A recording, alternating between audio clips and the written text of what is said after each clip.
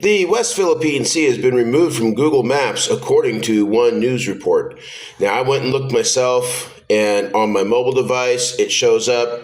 Screenshot right here on my mobile device. The West Philippine Sea is still showing up.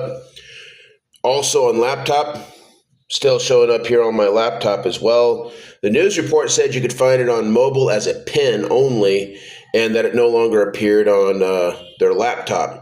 It shows up on my laptop and my mobile, and it also shows as a pin on my mobile device as well, as this screenshot right here shows.